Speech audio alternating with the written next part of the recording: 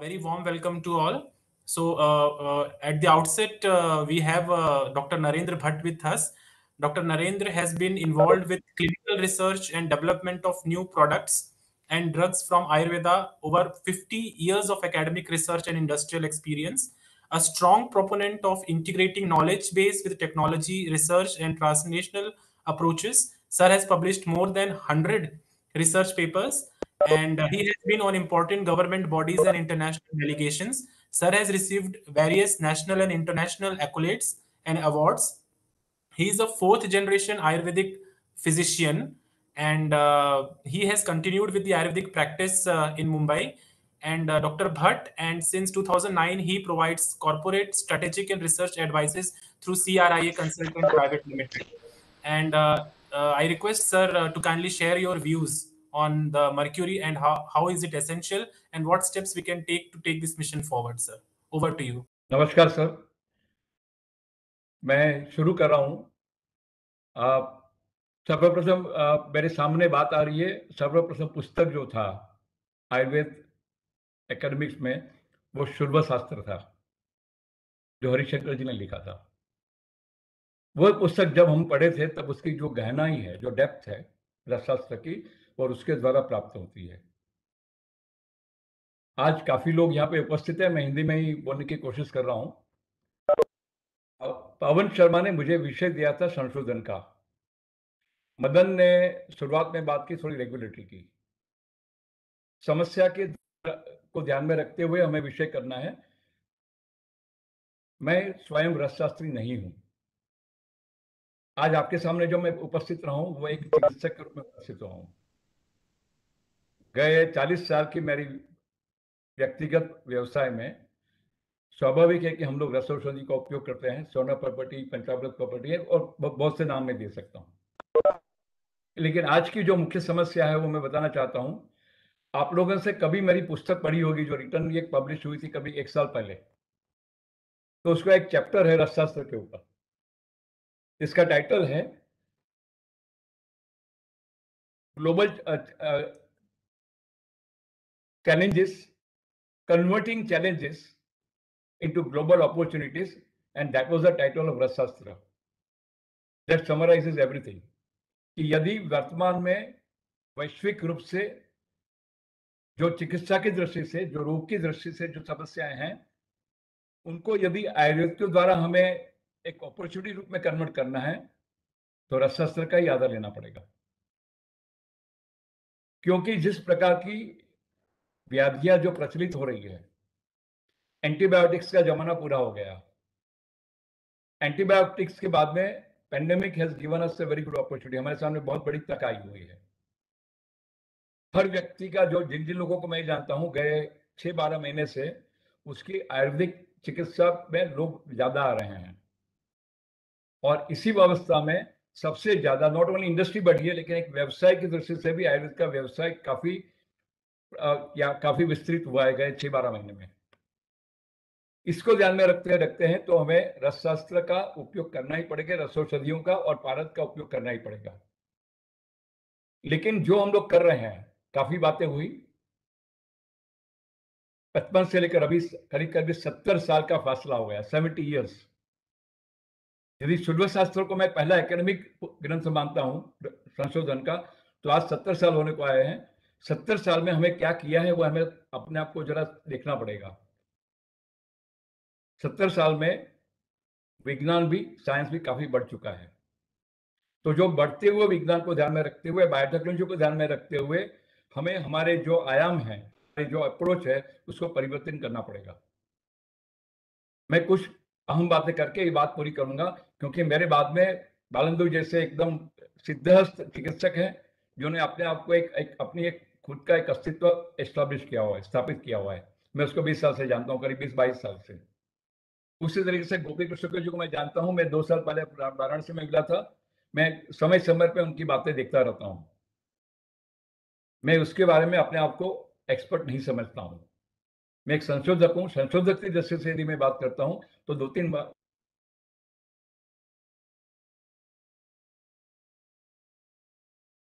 हम लोग भारत के बारे में डिमिस्टिफिकेशन करने की जरूरत है। तो आज भी रसशास्त्र या आयुर्वेद के बारे में एक मिस्टिफिकेशन हम लोग करते हैं, वो डिमिस्टिफिकेशन करने की जरूरत है हमें, एक बात। और इसके लिए संशोधन की आवश्यकता है। रिसर्च के बिना आप ग्रोथ नहीं कर सकते हैं। एक व्यक्तिगत रूप में जब हम लोग आज से 50 साल पहले पूरे हिंदुस्तान के अंदर हार्डली 30-40 कॉलेजेस थी, आज हम हर साल 300 आयुर्वेदिक संस्थाओं में से हर साल कितने अध्यापकों को और कितने चिकित्सकों को निकालते हैं वो देखना है, और उन तक हमें औषधि लेके जाना है, और इतना आसान नहीं है। इंडस्ट्रियलाइजेशन करना है, और इंडस्ट्रियलाइजेशन करने के लिए स्टैंडर्डाइजेशन होना जरूरी है। तो हमें एक दृष्टि से नहीं होगा। हमारे वहां पारद की समस्या है, पारद और सल्फर की जो हम लोग बात, मर्क्यूरी और सल्फेट का क्या होता है, पारद कैसे बॉडी में बिहेव करता है, कहाँ जाता है, कैसे बिहेव करता है, उसकी परिस्थिति क्या होती है, वो एक स्वतंत्र में एक संशोधन का विषय हो सकता है। पारद जब हम सल्फर के साथ में हम उसके सिद्धांत को जानते हैं, आप लोग ज्ञानी हैं, उसका मैं विवरण नहीं करूंगा, लेकिन उसका डॉक्यूमेंटेशन करना संभव है, हम लोग वो कर सकते हैं। तीसरी बात आती है स्टैंडर्डाइजेशन में। मैंने 2-3 प्लेटफॉर्म्स के ऊपर बात की। अनलाइक हर्बल मेडिसिन में जो हम स्टैंडर्डाइजेशन में जो समस्या है, मेरी दृष्टि से रसौषधियों में स्टैंडर्डाइजेशन की कल्पना हमें सिंथेटिक ड्रग्स के बेसिस को लेनी पड़ेगी, जब हम प्रोसेस को स्टैंडर्डाइज करते हैं। ये मैं बात बोल रहा हूँ, करीब 2 साल से काफी लोगों ने सुना भी है। The whole approach of standardisation of rasaushadhi should be process oriented.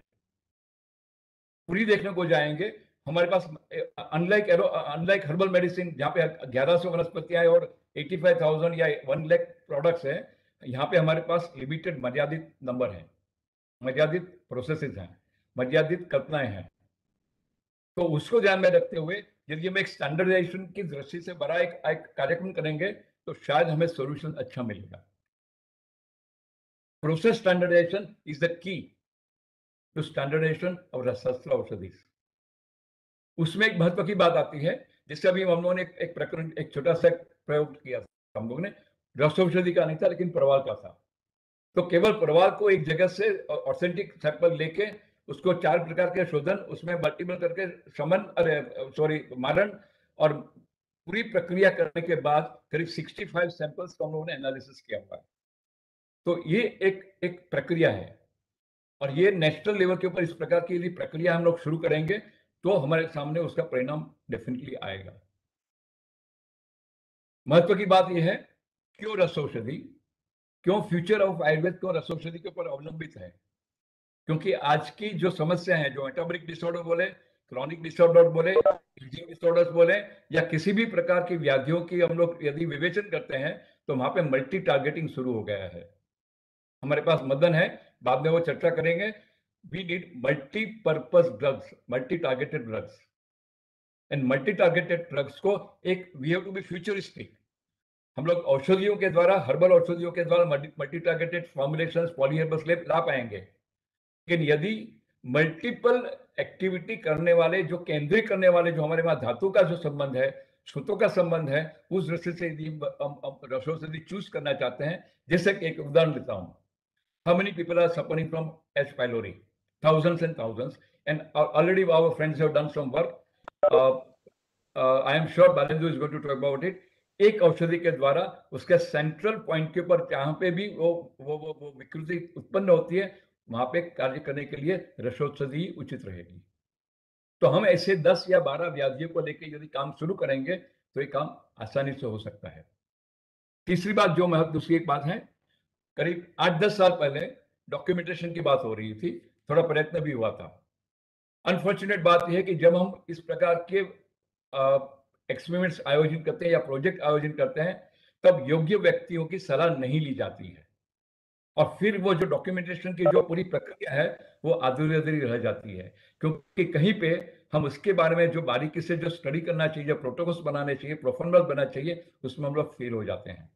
तो ये क्षति को हमें दूर करना चाहिए, तभी डाटा आएगा।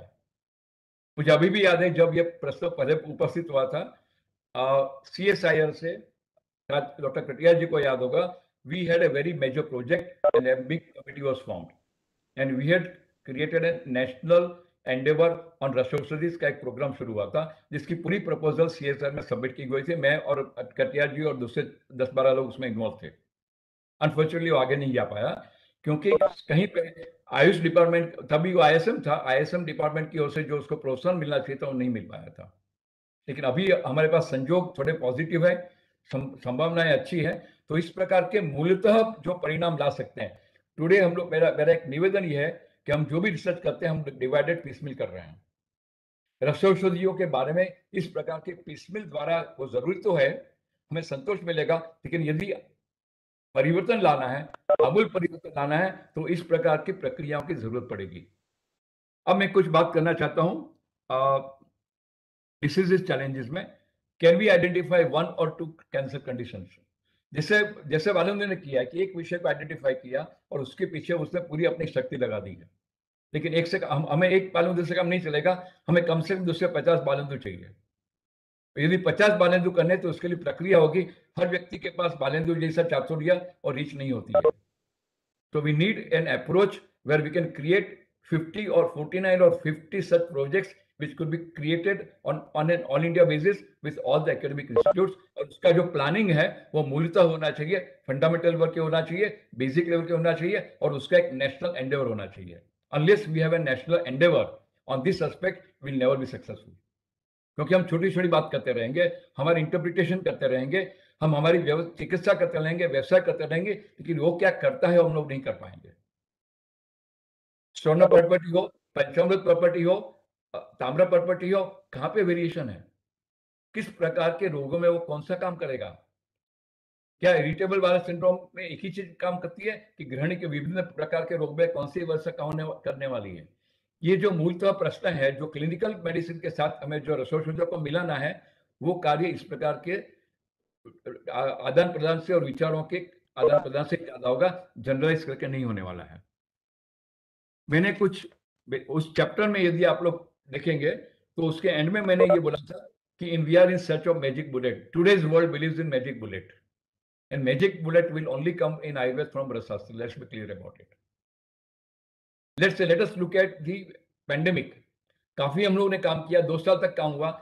मैं जानता हूं कि काफी लोगों को उसमें यश मिला हुआ है, काफी लोगों ने उसमें सफलता प्राप्त की है, लेकिन उसका डॉक्यूमेंटेशन जितनी हद तक होना चाहिए वो नहीं हो पाया, और वो पूरा राष्ट्रीय स्तर पे उसका जो विवरण होना चाहिए वो नहीं हो पाया।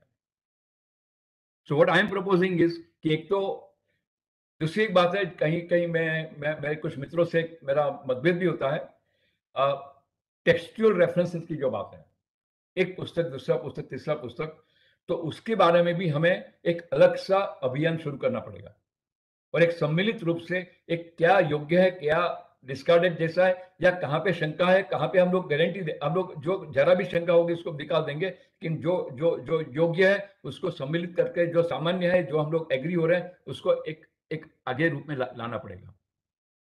बार बार हम लोग बात कर रहे हैं डॉक्यूमेंटेशन की। Pawan, you have initiated very good initiative of Zandu का, जो तुम अभी चिकित्सालय की बात कर रहे हो, मेरा एक सजेशन है, can you create one independent project on रसौषधि used by Ayurvedic physicians? That will be a very great contribution to the science.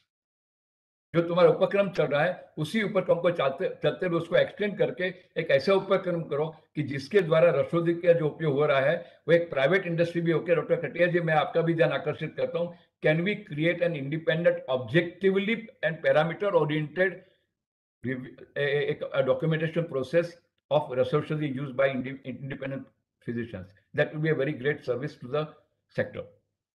Third one जो बात कर रहा हूं मैं, 2-3 बात कर रहा हूं। एक तो है इसको प्रोत्साहन करने की भी जरूरत है, तो can we create some more and more awards in this area? Yastram has been giving one award of Yastram, but मैंने अभी तक बहुत कम अवार्ड देखे हैं कि जो हम लोग इस प्रकार की प्रक्रिया को तो आगे लेके जाएंगे, क्योंकि ये चैलेंजेस है, ग्लोबल चैलेंजेस। तो ग्लोबल चैलेंजेस के हम लोग डिवाइड कर सकते हैं, एक भारत के बारे में, एक disease oriented, process oriented, independent items, इस प्रकार के 7 और 8 वर्टिकल्स हम लोग तैयार कर सकते हैं। 7 and 8 वर्टिकल्स एक्सट्रीम, एक भारत के बारे में, एक भारत गंधक के बारे में, एक वैल्यू के बारे में, एक प्रोसेसर के बारे में, एक इंग्रेडिएंट्स के बारे में, इस प्रकार की एक वर्टिकल स्ट्रीम बना पे हम लोगों के सामने रख सकते हैं। Now I am talking about 2 or 3 main things. And that is about industry का रोल क्या आ सकता है। मेरे हिसाब से industry has a very big role to play, लेकिन इंडस्ट्री को प्रूफ ऑफ कंसेप्ट चाहिए। और आजकल एक पूरा अभियान हो सकता है वेंचर कैपिटलिस्ट का। यदि हम लोग में से 10-12 लोग साथ में मिलेंगे, we have people like Madan who is capable of doing this. If we can get association with a university, academic university of global importance, say for example, we did talk about Tibetan medicine in the beginning. थोड़ा हम लोग ये आज का समारोह अपना webinar शुरू हुआ उसके पहले हम लोग चर्चा कर रहे थे। तो मुझे याद है कि तिबेटन मेडिसिन के ऊपर डॉक्टर एशॉफ करके थे जो जो जर्मनी में काम करते थे, उन्होंने काफी काम किया था मर्क्यूरी के ऊपर, and he had published several papers. What we need to do is that we need to take initiative to create academic collaborations of global importance, global significance. At least we can identify 3 or 4, identify some diseases which are there, and we can create those projects, and that will provide us an accelerated process. Why do we need that? Because we cannot do now, and there is no time for sequential activity. We need to have parallel activities. तो ये थोड़ी बात करना चाहता था। खास करके जो जो जो व्याधियां हैं, ageing is one of the biggest problem, metabolic disorders में diabetes is one of the biggest problem. और डायबिटीज का मेरी दृष्टि से पूरा जो डायरेक्शन है वो हम लोग ने केंद्रित किया है पेनक्रियास के ऊपर। हमारे पास यहाँ पे बहुत विद्वान लोग हैं, ये समय नहीं कि मैं उसके बारे में चर्चा करूं, शायद उसमें अग्नि का बहुत ही बड़ा महत्व है, जहां पे भी अग्नि का बड़ा महत्व है, जहां पे भी धातु अग्नि का बड़ा महत्व है, जहां पे भी हमारे पंचमहाभूतत्व का अग्नि का महत्व है, वहां पे रसौषधि का एक विशेष एक विशेष स्कोप है, उसको हमें एक्सप्लोर करना पड़ेगा। तो इस प्रकार की प्रक्रियाओं क्या जरूरी है, और उसके बारे में शायद एक वर्टिकल्स करके एक छोटी सी ग्रुप बना के पवन हम लोग इसके बारे में चर्चा करके हर विषय को अलग, हर अंक को अलग अलग दृष्टि से उसके बारे में विचार विनिमय करके हम कुछ प्रपोजल बनाने चाहिए, और बोथ प्राइवेट एंड पब्लिक मतलब गवर्नमेंट बॉडीज को साथ में लेके, एकेडमिक्स को साथ में लेके एक बड़ा एक program we should go to ministry of AYUSH. Thank you very much. Thank you very much, sir, for sharing your thoughts. It was indeed a thought-provoking address from a clinician and researcher's perspective. And yes, indeed, that demystification of mercury should happen through research, documentation, and standardization of the process on the basis of synthetic drug are very much needed to bring mercury again into limelight and establish its safety and efficacy. And sir, we welcome your suggestions also, and we will indeed take it forward. And I'm very much thankful to you on the behalf of organizers. Yes, sir. Pramod, sorry to interrupt again, but synthetic drug का थोड़ा मैं और विश्लेषण करना चाहूंगा। Synthetic drug का मैंने इसलिए उदाहरण दिया कि जैसे सिंथेटिक ड्रग में रॉ मटेरियल से लेकर फिनिश प्रोडक्ट तक की एक प्रोसेस एस्टेब्लिश होती है, जैसे जिसको मॉलिक्यूल बोलते हैं। इनिशियली हम लोग प्लांट्स से लेते हैं, बाद में वो सिंथेटिक होता है, क्योंकि we are dealing with inorganic substance, we are dealing with inorganic substance, what we call is रसोशरीज। अब इनऑर्गेनिक सब्सटेंस को जब डील करते हैं तो जहाँ पे जो जो मटेरियल इन होता है और जो आउट होता है उसमें पूरा परिवर्तन होती है, और पूरी प्रोसेस को हम बेसिकली एयर, वाटर, फायर, इसके द्वारा हम परिवर्तित करते हैं। तो वो जो बेसिक प्रोसेसेस जिसको बोलते हैं कि जो हम पंचमहाभूत के हिसाब से देखेंगे, आधुनिक फिजिक्स जो है उसको डायनामिक्स, डिफरेंट डायनामिक्स के हिसाब से देखेगा, convergent dynamics, transformational dynamics, electrical dynamics, movement dynamics, और उसके द्वारा उसमें परिवर्तन आता है। ये मैं थोड़ा विश्लेषण करना चाहता था। Thank you.